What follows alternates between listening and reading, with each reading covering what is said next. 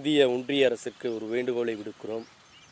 Iran மற்றும் America, Israel இடையே போரானது தற்போது நடைபெற்று கொண்டிருக்கிறது. ஈரானானது வளைகுடா நாடுகளில் உள்ள துபாய், ஓமன், கத்தார், UAE போன்ற நாடுகளில் தன்னுடைய எதிர் தாக்குதலை நடத்தி கொண்டிருக்கிறது.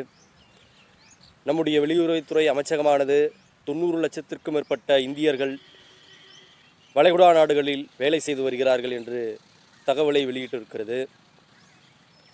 குறிப்பாக தமிழ்நாட்டிலும் இந்தியாவிலும் பல்வேறு மாநிலங்களில் இருந்தும் மக்கள் அங்கே வேலை செய்து கொண்டிருக்கிறார்கள்.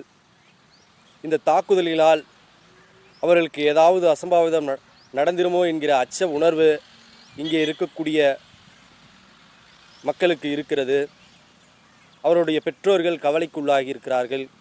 எனவே இந்திய ஒன்றிய அரசானது பாதுகாப்பாக 90 லட்சம் இந்தியர்களையும் இந்தியாவிற்கு அழைத்து வர வேண்டும் என்கிற அந்த வேண்டுகோளை பணிவோடு கேட்டுக்கொள்கிறோம்.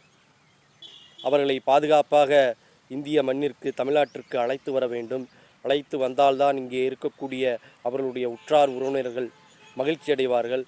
இல்லை என்றால் அவர்கள் சரிவர தூங்காமல், உணவு உண்ணாமல் மிகப்பெரிய மன உளைச்சலுக்கு ஆளாகியிருக்கிறார்கள், கவலையில் மூண்டிருக்கிறார்கள். எனவே இந்திய ஒன்றிய அரசு உடனடியாக அவர்களை பாதுகாப்பாக தாய் மண்ணிற்கு அழைத்து வர வேண்டும் என்று பணிவோடு கேட்டுக்கொள்கிறோம்.